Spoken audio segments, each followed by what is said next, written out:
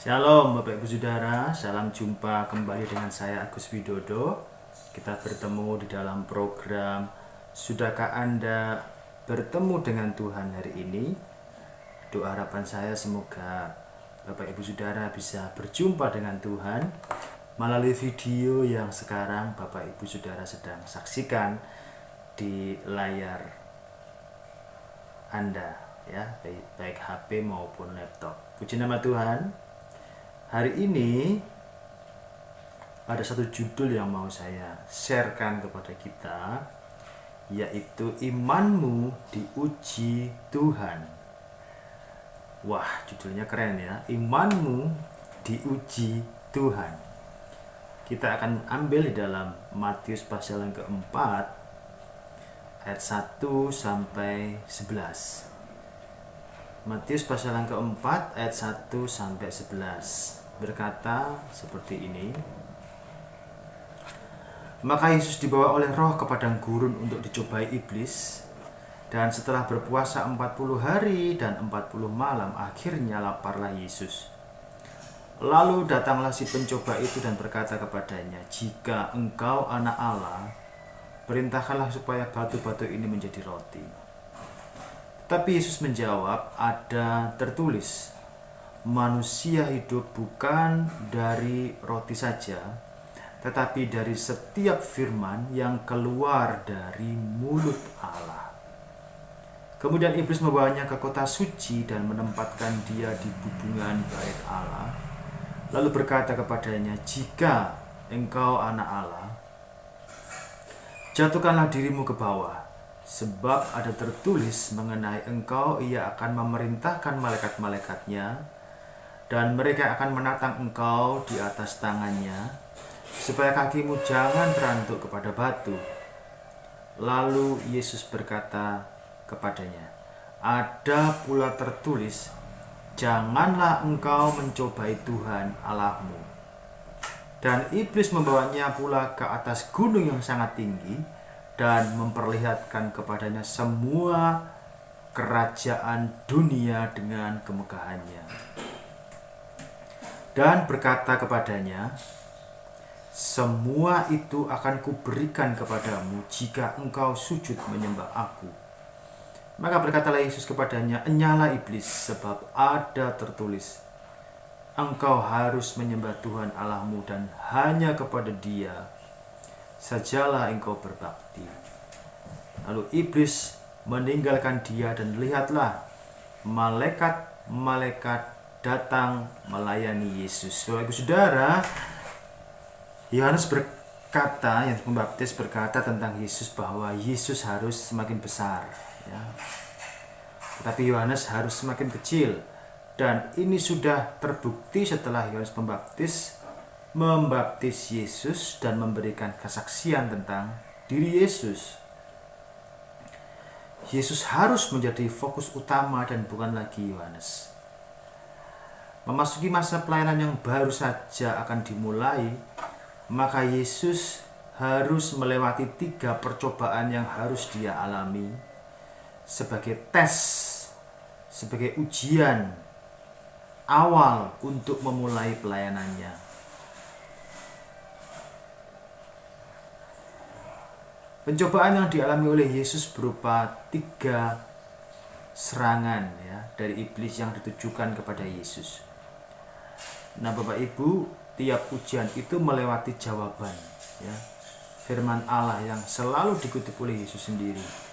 Yesus sudah menang, dan dia juga berjanji akan memberikan kepada orang percaya kemenangan atas 3 percobaan tersebut. Yang pertama, Bapak Ibu Saudara, kita akan melihat ujian apa yang dialami oleh Yesus. Yang pertama adalah ujian tentang makanan, ya. Maka Yesus dibawa oleh Roh ke padang gurun untuk dicobai iblis. Dan setelah berpuasa 40 hari dan 40 malam, akhirnya laparlah Yesus. Lalu datanglah si pencoba itu dan berkata kepadanya, "Jika engkau anak Allah, perintahkanlah supaya batu-batu ini menjadi roti." Tetapi Yesus menjawab, "Ada tertulis, manusia hidup bukan dari roti saja, tetapi dari setiap firman yang keluar dari mulut Allah." Di ayat ini Bapak Ibu Saudara menceritakan ujian pertama yang harus dihadapi oleh Yesus melawan iblis, yaitu ujian tentang makanan. Sungguh wajar sekali Bapak Ibu Saudara jika orang berpuasa, jangankan seperti Yesus ya 40 hari 40 malam. Orang berpuasa 1 hari saja tanpa ada makanan pembuka di pagi hari, 1 hari aja nggak makan, nggak minum, itu pasti sudah lemas badannya, tenaganya sudah menurun, konsentrasinya sudah menurun, perutnya sudah panas seperti itu. Dan yang diinginkan oleh orang berpuasa adalah waktu untuk berbuka puasa. Maka dengan segera makanan dan minuman akan segera disantapnya untuk menutup rasa laparnya. Kita melihat kondisi yang dialami oleh Yesus. Yesus Kristus berpuasa selama 40 hari 40 malam. Perhatikan, 40 hari 40 malam, 40 hari Bapak Ibu Saudara, 40 hari. Itu berarti 10 ya. 10 hari 10 hari 10 hari 10 hari 40 hari sampai 40 hari ya. Ada yang bisa 40 hari ya, mungkin bisa ya kalau memang ada tujuan tertentu. 40 hari 40 malam gak makan gak minum berpuasa, luar biasa ya. Saya pikir gak ada manusia yang bisa seperti itu. Yesus berpuasa 40 hari 40 malam. Setelah berpuasa selama 40 hari 40 malam, maka Yesus merasa lapar. Bukan hanya merasa toh, sebenarnya sudah lapar itu. Ini menunjukkan bahwa Yesus adalah manusia 100% ya. Dalam kemanusiaannya Yesus merasa lapar. Karena puasa tadi ya 40 hari 40 malam. Ia merasakan lapar. Ia merasakan kelemahan.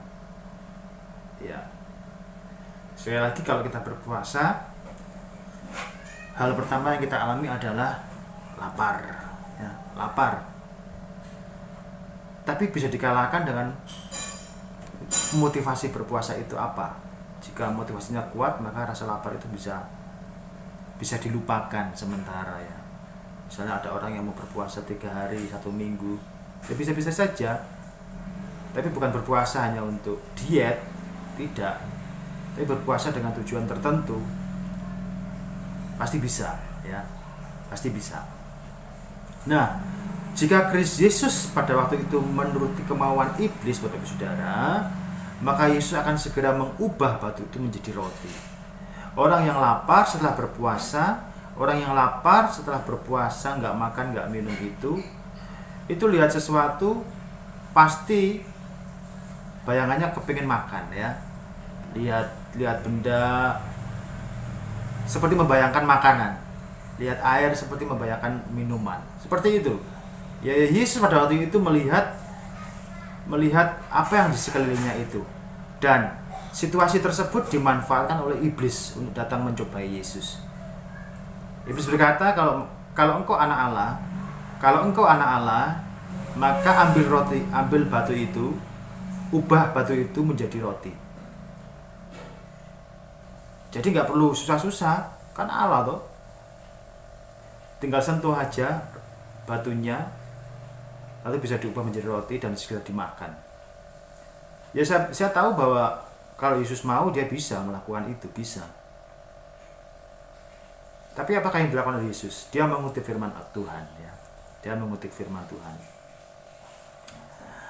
Nah, seorang pesulap sebagai gambaran Bapak Saudara, seorang pesulap bisa mengubah apapun yang diinginkannya. Kalau kita bicara sulap, itu ada 2 hal kalau menurut saya ya. Ada yang murni memang keterampilan tangan, tapi ada juga sulap yang kedua memang murni dari sihir ya, menggunakan kuasa kegelapan. Nah, seorang pesulap bisa saja mengubah apapun yang diinginkannya. Seorang pesulap bisa mengubah batu menjadi roti, bisa saja.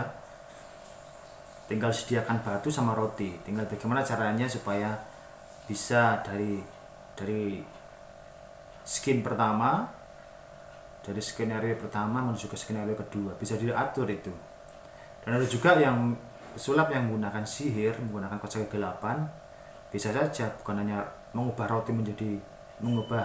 batu menjadi roti, mengubah roti menjadi batu pun bisa, ya, dengan segala kuasa kegelapan itu, ya.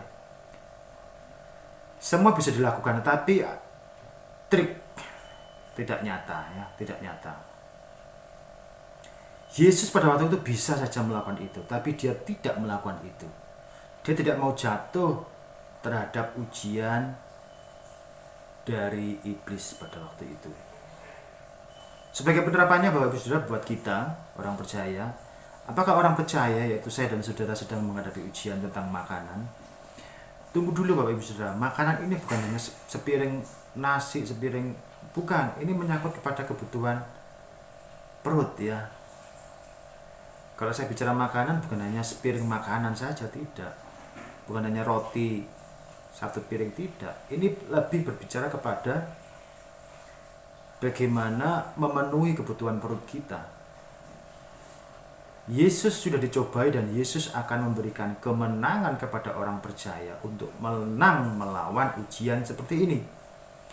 Orang percaya tidak boleh memiliki sifat serakah apalagi tamak terhadap makanan, ya. Tidak boleh serakah terhadap makanan. Seorang bisa jatuh dalam hal makanan apabila tidak hati-hati. Banyak godaan melalui makanan, kebutuhan perut, sehingga imannya ditinggalkan hanya oleh karena kebutuhan perut, oleh karena kebutuhan jasmani, ya. Banyak kebahagiaan ditukar hanya dengan sepiring nasi yang sia-sia. Ingat peristiwa di dalam Alkitab, siapa yang menukar hak kesulungan demi sepiring makanan kacang merah? Pasti ingat, ya? Ya, Esau dan Yakub, ya. Kebahagiaan ditukar hanya dengan makanan untuk perut. Dan perut itu nanti akan dimakan cacing di dalam makam. Yesus Kristus memberikan janji kemenangan kepada orang percaya yang mau sungguh-sungguh berdoa kepada Allah supaya tidak jatuh dalam perkara makanan jasmani. Semua kelemahan manusiawi itu ditanggung oleh Allah. Oke, betul, ditanggung oleh Tuhan. Tetapi kita pun juga harus bertanggung jawab. Ujian terhadap makanan ini juga kadang-kadang bisa membuat kita jadi lupa sama Tuhan, jadi meninggalkan Tuhan. Hanya oleh karena makanan bisa jatuh di dalam dosa. Keserakahan hanya oleh karena makanan, tamak hanya oleh karena makanan bisa membunuh orang lain. Wah, ngeri sekali. Oke, sekarang ujian yang kedua, ujian yang dialami oleh Yesus pada waktu itu, dan ujian ini tentunya juga bisa juga datang kepada kita. Kemudian Yesus membawanya ke kota suci dan menempatkan dia di bumbungan bait Allah, lalu berkata kepadanya, "Jika engkau anak Allah, jatuhkanlah dirimu ke bawah, sebab ada tertulis mengenai engkau, ia akan memerintahkan malaikat-malaikatnya, dan mereka akan menatang engkau di atas tangannya, supaya kakimu jangan terantuk kepada batu." Yesus berkata, "Ada pula tertulis, janganlah engkau mencobai Tuhan Allahmu." Setelah ujian tentang makanan, maka ujian yang kedua adalah ujian yang menguji Yesus lebih berat lagi. Tingkatannya lebih berat lagi, Bapak Ibu. Ujian makanan sudah, sekarang ujian tentang ketenaran. Yesus Kristus adalah anak Allah, dan sekarang iblis datang untuk mencobai agar Yesus meragukan posisi tersebut. Kata, "Jika engkau anak Allah." Jika engkau anak Allah, jika. Iblis tahu bahwa Yesus ini adalah anak Allah, tahu dia. Tapi dia menggunakan kata jika. Jika itu berarti memberikan keraguan-raguan, ya. Memberikan pikiran keraguan-raguan, sehingga orang yang menerima kata jika maka tergoda untuk membuktikan, "Oh, apa kamu gak percaya kalau aku ini anak Allah?" Mungkin seperti itu, ya, kalimatnya jika. dialognya dirubah menjadi seperti itu. Jika engkau anak Allah, jika, apakah iblis tidak mengetahui bahwa Yesus adalah anak Allah? Apakah iblis satu-satunya pribadi yang tidak tahu bahwa Yesus Kristus adalah anak Allah? Tentu tidak. Iblis mengetahuinya. Sekarang iblis datang untuk mencobai Yesus dengan membuat pernyataan keraguan yang akan mengakibatkan Yesus menjadi ragu apakah dia anak Allah atau bukan. Ini ujian yang berat. Ujian yang berat ya. Ada hal yang tidak diketahui oleh iblis kecuali surga. Iblis mengetahui kondisi manusia siapapun termasuk pada waktu itu adalah Yesus sendiri, dan itu hanya sebatas keinginan untuk mencobai Yesus saja. Sebagai penerapannya Bapak Ibu Saudara, tujuan utama iblis mencobai orang percaya adalah untuk memutuskan hubungan orang percaya dengan Allah sebagai Bapa, sehingga dengan demikian tidak ada lagi hubungan yang erat antara orang percaya dengan Allah sendiri. Ujian yang kedua ini juga bisa menimpa orang percaya. Harus hati-hati.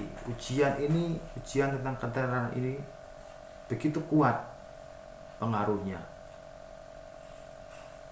Ada tawaran-tawaran dalam dunia ini. Jika engkau mau meninggalkan imanmu, engkau akan mendapatkan jabatan.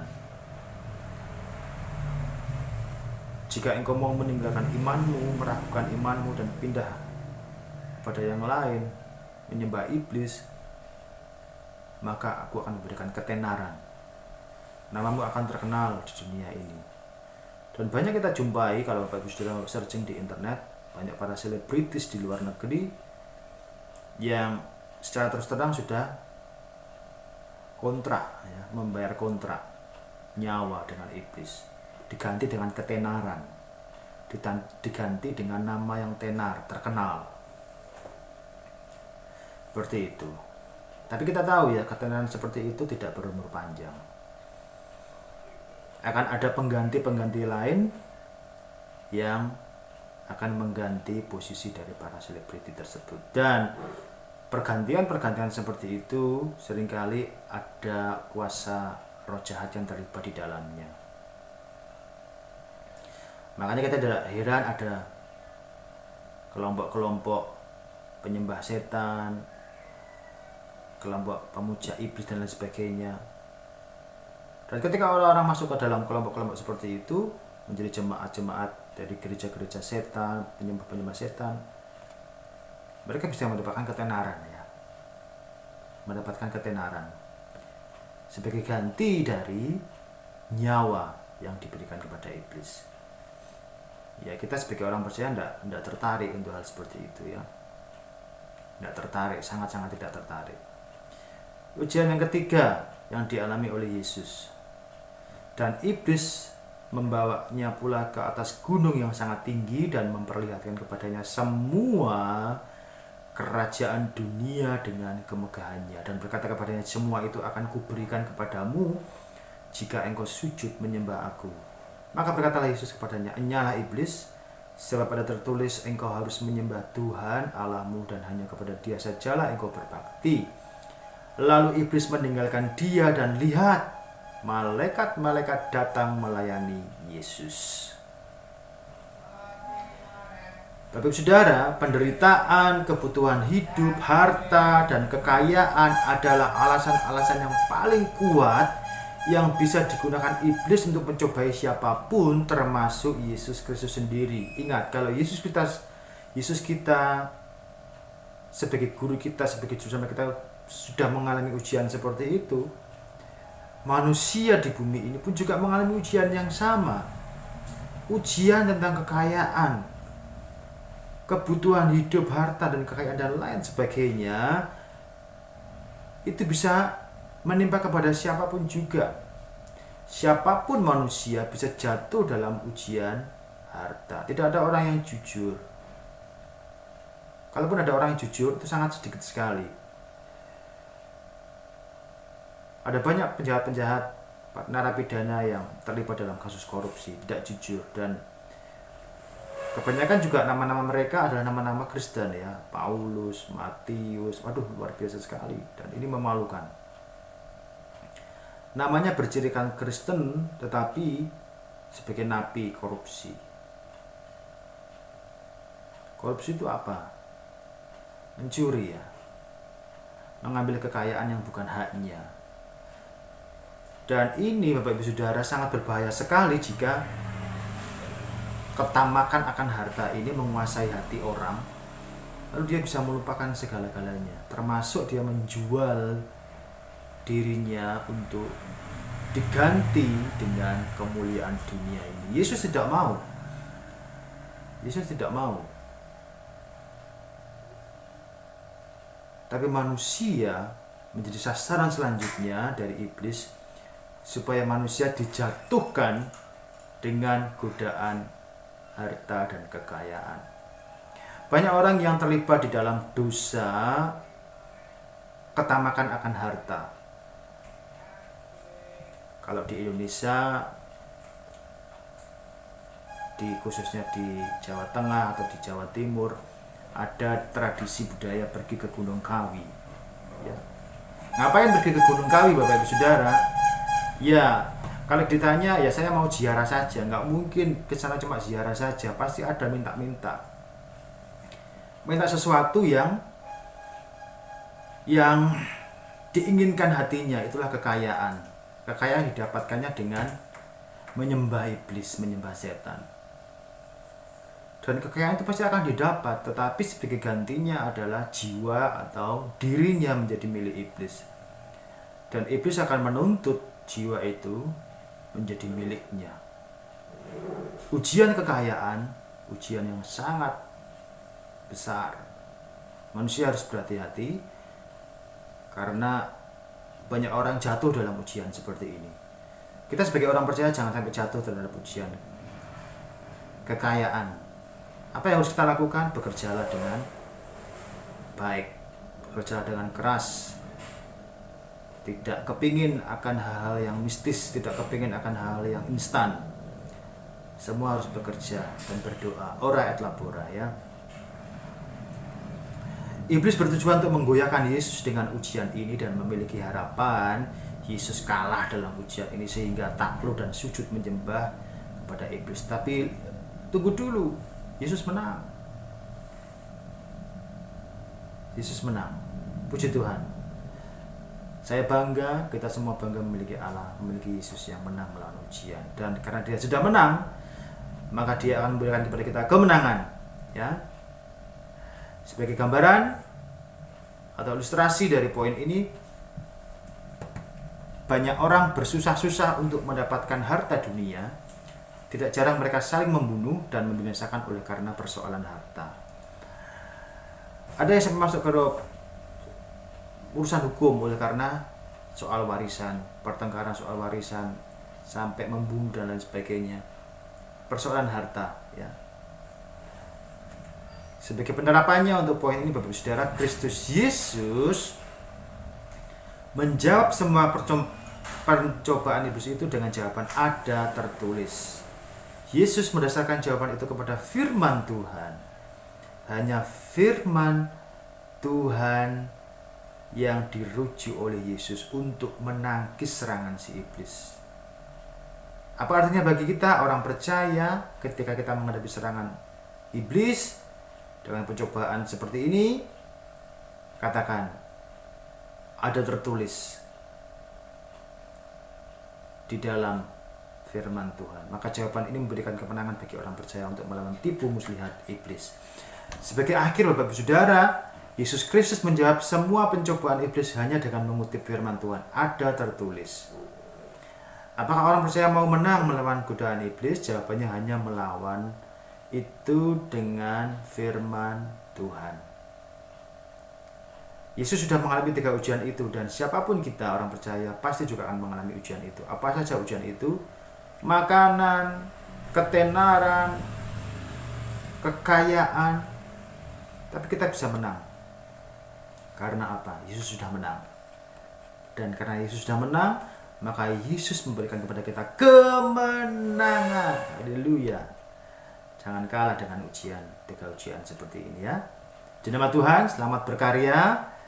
Tuhan Yesus Kristus memberkati kita semua. Amin.